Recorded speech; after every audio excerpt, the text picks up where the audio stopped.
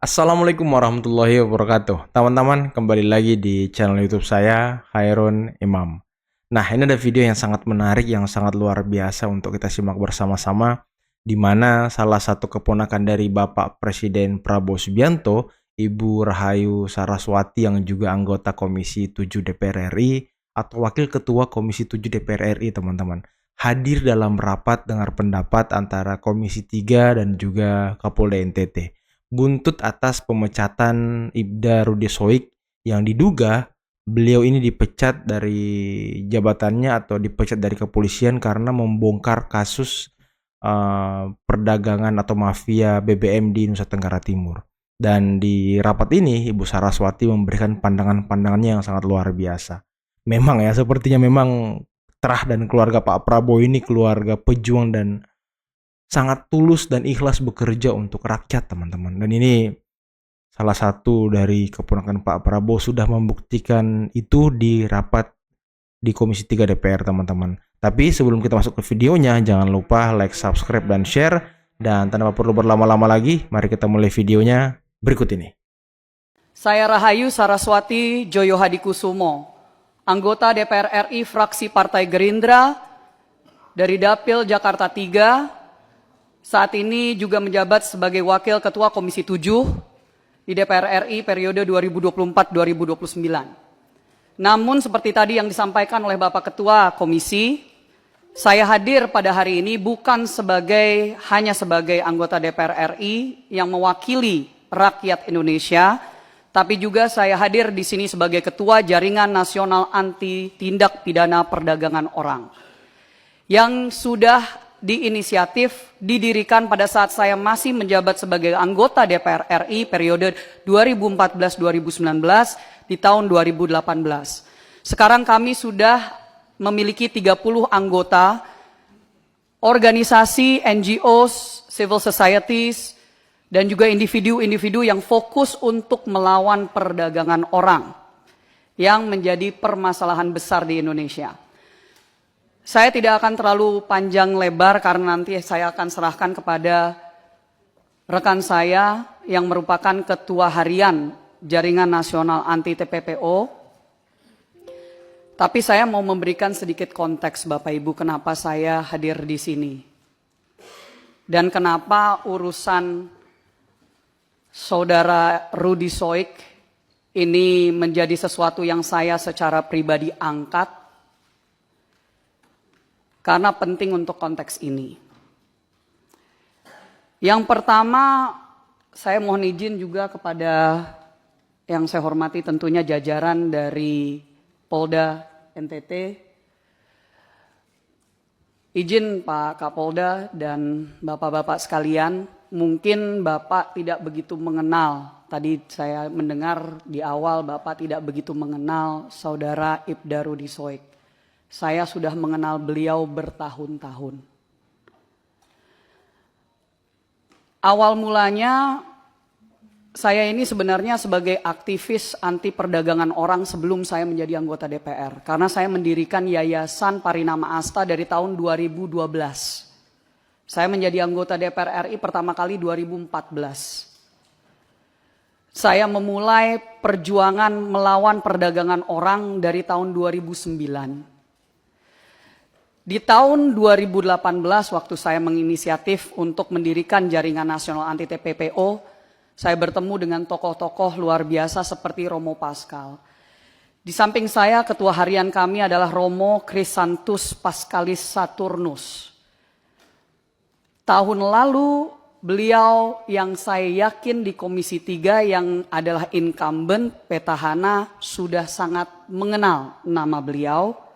Karena beliau adalah tokoh anti perdagangan orang yang waktu itu juga harus berhadapan dengan oknum dan sindikat.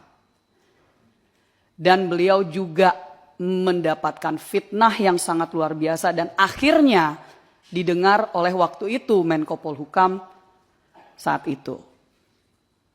Jadi Bapak Ibu sekalian, kami hadir di sini juga bersama dengan yang bersangkutan langsung selain dari Romo Pascal ada Ibda Rudy Soik yang duduk di sebelah kanan bersama dengan istri beliau, dan juga tim advokasi dan izin juga ada di balkon yang tidak bisa masuk ke dalam ruangan. Ada tokoh-tokoh juga yang sudah mengenal saudara Rudy Soik sudah bertahun-tahun juga dan bersama-sama melawan sindikat-sindikat yang ada di NTT dan di dunia ini. Tapi terutama saya mau meng-highlight ada Suster Lauren dan Pendeta Emi Sahertian. Mereka berdua yang dikenal Bapak Ibu sebagai suster dan pendeta kargo. Karena yang setiap hari, setiap tahun ratusan jenazah PMI mereka terima di NTT. Hampir setiap tahun ratusan jenazah warga negara Indonesia, warga NTT mereka terima. Dan mereka juga hadir di sini untuk memberikan kesaksian jika kapanpun Bapak Ibu memerlukan sebagai tokoh-tokoh yang memang dihormati dan sudah sangat mengenal dengan saudara Rudy Soik. Izin pimpinan sedikit background karena awalnya jujur saya tidak mau mengangkat ini ke publik waktu masih persoalan demosi, dimutasi ke Papua dan seterusnya. Tapi pada saat sudah ada penjatuhan hukuman pemberhentian secara tidak hormat, dengan landasan-landasan yang kami siap untuk memberikan penjelasan, ini sebenarnya saya sangat menyayangkan bahwa hal seperti ini harus diangkat sampai ke level DPR RI di pusat Komisi 3, yang padahal ini sesuatu yang kalau misalkan sudah betul-betul diungkap dan diselesaikan, ini tidak harus sampai ke sini. Tapi saya akan persilahkan kepada Romo Pascal untuk membacakan sedikit kronologi. Ya, ini saya tidak menganggap ini sidang, tapi maksudnya sidang hukum ya. Tapi saya berharap di sini para anggota DPR RI yang terhormat, para wakil rakyat bisa mengetahui dari dua sisi. Silakan Romo Pascal. Mohon maaf, apakah materi sudah dikasih? Sudah ada di atas. Oke. Ke teman-teman di Japri ya, sekretariat, PDF-nya. Oke. Dan print out-nya juga diberikan. Silakan. Jadi maksud saya Romo Pascal highlight aja yang terpenting.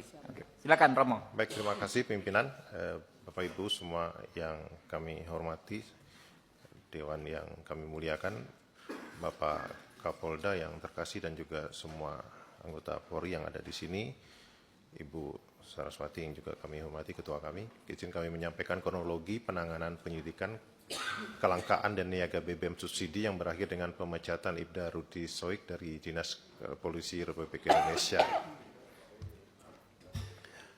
Ya, kami izin menyampaikan kronologi yang kami dengar dari saudara Rudy Soik sendiri terkait dengan kasus ini, dan mungkin ini bisa sedikit bercerita dari versinya Bang Rudy dan mungkin bisa juga menjawab beberapa hal yang mungkin tadi disampaikan oleh Bapak Kapolda. Nah, kronologi ini dimulai dari tanggal 15 Juni 2024 ketika pada saat itu saudara Ibda Rudy Soik bersama dengan AKP Yohanes Wardi, Kasat Serser Polresta Kupang Kota, menghadap ke Polresta Kota Kupang, Kombes Pol Adinan Manurung, dan menyampaikan informasi terkait kelangkaan minyak subsidi jenis solar untuk nelayan Nusa Tenggara Timur. Ya. Nah, waktu itu Kapolres Kota Kupang mengeluarkan sprint, nomor sprintnya tercatat di situ, dan kemudian memerintahkan untuk mencari tahu dan mengumpulkan bahan keterangan yang sesuai dengan tujuan penyelidikan dimaksud. Itu kita punya juga bukti sprint itu. Nah, kemudian dari tanggal 15 Juni, lalu berlanjut ke tanggal 22 Juni 2024. Waktu itu sekitar pukul 16, saudara Rudy Soik, menurut pengakuan beliau, didatangi di rumahnya oleh oknum aparat bernama Ida Ikram, anggota kriminal khusus Kepolisian Daerah Nusa Tenggara Timur, Krimsus Polda NTT, yang berdinas pada Subdit 4 yang menangani kejahatan BBM, dan beliau menyampaikan dalam percakapan kepada Bang Rudy, saudara Rudy waktu itu, jika abang mengungkap kelangkaan bahan bakar minyak BBM di Kota Kupang, maka akan berdampak kepada Krimsus Polda NTT. Lalu sekira pukul 18 WITA, Saudara Rudi Soik bersama dengan AKP Yohanes Wardi menghadap Kapolresta Kombes Pol Ardinan Manurung di Bandara Udara El Tari Kupang dan menyampaikan informasi terkait kedatangan anggota tadi. Dan oleh Kapolresta menyampaikan kepada Saudara Rudi bahwa Saudara Rudi tindak lanjuti penyelidikan, jika Direktur Diskrimsus menghubungi itu urusan saya untuk menjelaskan, kamu tegak lurus. Nah, oleh karena itu kemudian pada kurang lebih 52 menit kemudian, Saudara Rudi Soik memberikan perintah kepada jajaran Jatantras Polres Kupang Kota dalam grup WA dengan kata Kapolresta perintahkan untuk ratakan BBM ilegal dalam kota Kupang. Nah, lanjut tanggal 24 Juni 2024, lalu ada sprint tugas diajukan karena ada beberapa personel yang mutasi, tadi Polda juga sempat menyinggung itu. Lalu sekitar jam 21.22 WITA, Saudara Rudi Soik memberikan perintah lewat WA grup Jatantras. Ini ada semua screenshotnya, semua kita sudah siapkan. Yang mana dalam surat menegaskan bahwa nama-nama dalam surat perintah tugas itu untuk esok bergerak dengan Saudara Rudi Soik untuk menyikat semua minyak ilegal dimanapun harus ditangkap, siapapun mafianya ditangkap, kurang lebih seperti itu. Lalu 25 Juni 2024, sekira pukul 9 pagi, 3 anggota Reskrim Polres Kota Kupang, Saudara Ibnu, Ramli, Yohanes Busa menghadap dan melaporkan kepada Saudara Ibda Rudi Soik bahwa residivis BBM bernama Ahmad Ansar sudah mulai main minyak dengan modus menggunakan barcode nelayan. Nah, sekira pukul 12.40 WITA, Saudara Ibda Rudi Soik memimpin 11 anggota untuk bergerak ke tempat penampungan minyak subsidi milik Ahmad Ansar di Kecamatan Alak, Kota Kupang. Tetapi dalam perjalanan, Saudara Ibda Rudi Soik mendapat informasi bahwa Ahmad Ansar sudah menyetorkan uang koordinasi kepada oknum anggota Reskrim Polresta Kupang Kota sejumlah 4 juta rupiah. Dan karena itu Saudara Rudi Soik meminta anggota untuk menepi di sebuah restoran terdekat dengan Polda NTT, yaitu restoran MP Masterpiece, dengan maksud untuk melakukan konfirmasi kepada Kasat Serse AKP Yohanes Wardi apakah beliau mendapatkan uang koordinasi dari Ahmad Ansar atau tidak. Saat itu Saudara Rudi Soik menghubungi Kasat Reserse dan menanyakan terkait informasi setoran uang 4 juta tersebut, dan Kasat Serse AKP Yohanes Wardi menjelaskan kepada Saudara Ibda Rudi Soik tidak ada uang itu, dan mengatakan kepada Saudara Ibda Rudi Soik, nanti tunggu di situ, kita makan siang bersama anggota baru bahas sekalian soal ini. Nah, saat menunggu itu, Aibtu Ibnu Sanda menyampaikan kepada Saudara Ibda Rudi Soik, Komandan tunggu Pak Kasat di sini saja biar saya pimpin anggota ke tempat penampungan minyak milik Ahmad. Dan saat itu Rudi Soik menjawab ya, sudah pimpin anggota saya standby di sini menunggu Kasat. Nanti kembali dari tempat Ahmad baru kita makan di sini. Lanjut, setelah anggota bergerak ke tempatnya Ahmad Ansar, Saudara Ibda Rudi Soik berjalan masuk ke ruangan tunggu restoran Masterpiece, dan karena menunggu cukup lama Kasat datang dan anggota kembali dari lokasi penampungan milik Ahmad Ansar agak lama, maka Saudara Rudi Soik membuka HP dan melihat story di WA yang di situ Saudara Ibda Rudi Soik melihat HP junior beliau aktif yang disebutkan tadi. Lalu beliau coba menghubungi 2 orang junior Polwan yang bertugas di Polda NTT dan menyampaikan kakak ada makan di restoran Masterpiece, kalau mau gabung nanti silakan merapat. Lalu kedua Polwan menjawab, oke kakak kami merapat, tapi kami tidak bisa lama karena mau antar anak les dengan waktu yang bersamaan. Lalu Kasat Reserse mereka masuk sama-sama ke restoran itu dan masuk ke ruangan VIP dan mencicipi makanan yang dihidangkan di meja ruangan VIP. Saya nggak tahu ini benar nggak Rudi karaoke siang-siang hari ini. Pada saat makan, 11 anggota Reskrim Polres Kupang yang telah kembali dari tempat Ahmad Ansar dicegat untuk tidak boleh masuk bersama Saudara Ibda Rudi Soik dan oknum anggota Propam Polda NTT Aibtu Untung Pato Pelohi, teman baiknya Ansar Ahmad. Nanti di berikutnya kami akan jelaskan juga dari mana dia teman baik, yang tiba-tiba ada di restoran. Selanjutnya anggota Propam Polda NTT lainnya yang ada di parkiran masuk ke ruangan VIP bertemu Saudara Ibda Rudi Soik dan bertanya, lagi buat apa Rud? Saudara Ibda Rudi Soik menjawab, kami lagi makan. Selanjutnya beliau keluar dan melihat anggota beliau tetap berada di parkiran, bertanya kepada mereka, kenapa tidak masuk? Lalu mereka menjawab bahwa mereka dilarang oleh oknum Paminal atas nama Aibtu Untung Patopelohi atas kejadian itu. Lalu saudara Ibda Rudisoik melaporkan kepada Kapolresta Kupang, dan Kapolresta Kota Kupang menyampaikan kepada saudara Rudisoik ada musuh dalam selimut. Ada screenshot WA-nya. Dan kemudian saudara Rudisoik bertanya kepada saudara Aibtu Untung Patopelohi, kenapa melarang anggota saya masuk dalam ruangan? Dan kemudian dijawab, beta pas masuk di parkiran anggota semua ada di situ, jadi beta bilang balisu. 26 Juni 2024, saudara Ibda Rudisoik melakukan pengecekan terkait perizinan penampungan minyak milik Ansar Ahmad pada salah satu oknum dinas perikanan pada saat itu, dan Ibda Rudisoik mendapatkan informasi terkait nama Lau Aguan, seorang pengusaha kelahiran Cilacap yang memiliki lebih dari 6 kapal penangkap ikan yang diberikan rekomendasi oleh Dinas Perikanan dan Kelautan Provinsi NTT sebagai pengguna minyak subsidi jenis solar. Lalu kemudian saudara Ibda Rudisoik mencoba mencari informasi mengenai cara menggunakan barcode pada BBM subsidi, dan beliau peroleh adalah pada saat pengisian BBM subsidi semua orang wajib memiliki barcode atas nama sendiri, apalagi pengisian BBM yang kapasitasnya besar. Jadi Ahmad Ansar ini tidak memiliki barcode. Selanjutnya dalam proses penyelidikan, saudara Ibda Rudisoik juga mendapatkan informasi bahwa ada anggotanya melakukan pengawalan pembelian minyak subsidi oleh saudara Ahmad Ansar. Sejak tanggal 15 Juni 2024, oknum anggota tersebut yang merupakan anggota Polres Kota Kupang yang juga merupakan booster atas nama Muhammad Kalumba telah menerima setoran dari Ahmad 4 juta rupiah yang kemudian terkonfirmasi melalui pengakuan Bribka Muhammad Kalumba kepada saudara Ibda Rudisoik bahwa yang dia terima adalah uang sebesar 3.800.000 rupiah. 27 Juni, saudara Ibda Rudisoik bersama anggota Jasantras Polres Kota Kupang melanjutkan penyelidikan yang mendatangi rumah Ahmad Ansar.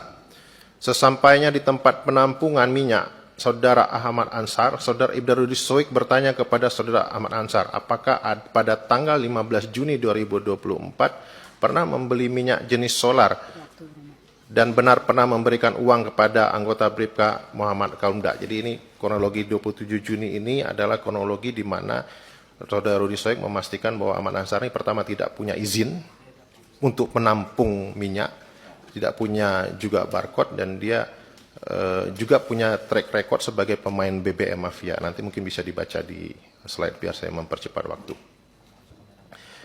Ya, kami mungkin karena waktu izin pimpinan kami langsung ke kesimpulan paparan. Pertama, kami ngerasa teman-teman jaringan Jarnas dan juga teman-teman di NTT melihat adanya skenario kriminalisasi terhadap Ibda Rudisoik secara terstruktur, masif, dan sistematis oleh oknum polisi yang mengatasnamakan Polda NTT untuk menghentikan langkahnya dalam mengungkap kejahatan penyeludupan BBM bersubsidi yang diperuntukkan bagi rakyat kecil.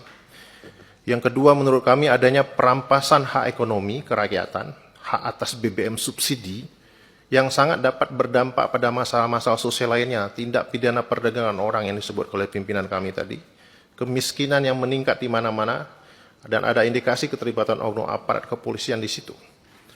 Yang ketiga, kami merasa negara absen dalam menjamin kesejahteraan dan keamanan bagi rakyat dengan adanya pembiaran kasus mafia BBM bersubsidi berulang di NTT.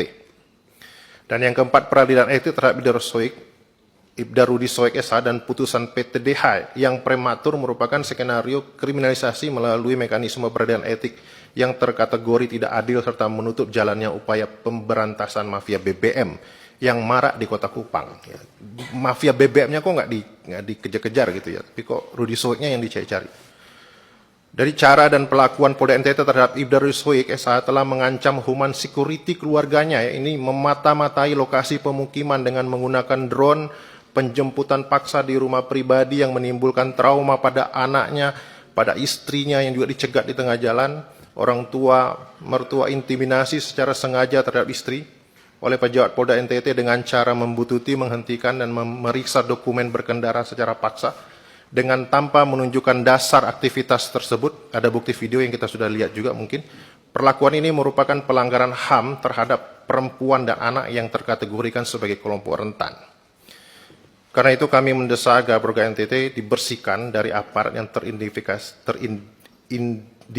terlibat atau melindungi serta bekerja sama dengan para penimbun atau mafia BBM bersubsidi, yaitu menonaktifkan beberapa pejabat tinggi di lingkup Polda NTT, Kapolda, Dikrimsus, Kabid Propam, dan Kabid Humas yang dengan gegabah telah mengalihkan upaya pemberantasan mafia BBM ke dramatisasi kasus Rudi Soik.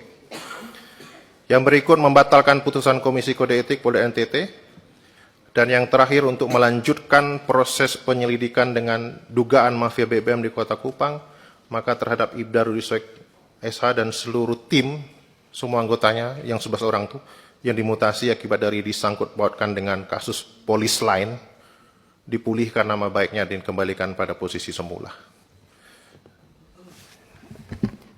Terakhir pimpinan, saya menyayangkan sebagai anggota DPR RI bahwa membutuhkan untuk kita mengangkat satu kasus terhadap satu orang polisi yang kami kenal sudah sangat memperjuangkan nasib masyarakat kecil dan orang banyak, termasuk juga kasus-kasus perdagangan orang yang beliau ikut untuk ungkap di NTT. Saya juga ingin meng-highlight bahwa di sini kami kembali lagi, mari kita fokus bahwa utamanya yang harus dikejar adalah mafia. Adalah mafia BBM, adalah mafia TPPO. Sangat disayangkan kalau misalkan ada polisi yang memang lurus, bersih, sampai sedemikian hanya untuk bisa melawan hal-hal tersebut. Saya terakhir juga, pimpinan mungkin ingat, karena kami sudah seringkali membicarakan tentang kasus Wilfrieda Soik, yang Presiden Prabowo Subianto waktu itu ikut menyelamatkan dari Malaysia. Kenapa Rudi Soik ini sangat peduli tentang persoalan seperti perdagangan orang, nama belakangnya sama, mereka masih saudara pimpinan. Jadi itulah kenapa kami akhirnya waktu dulu itu bisa bertemu, dan itu kenapa kami mengenal beliau baik, dan mohon untuk ini bisa dikembalikan ke jalurnya, yaitu mari kita fokus untuk memberantas mafia BBM. Karena justru ini diangkat, saya mendapatkan laporan tadi pagi dari NTT, dari masyarakat di sana, rupanya sejak kasus ini diangkat, tiba-tiba BBM-nya jadi lancar. Ya, jadi ini mohon izin, laporan langsung dari masyarakat, dan sekali lagi, terima kasih atas waktunya, pimpinan dan anggota sekalian. Wassalamualaikum warahmatullahi wabarakatuh. Waalaikumsalam warahmatullahi wabarakatuh. Terima kasih Mbak Rahayu Saraswati dan Romo Pascal.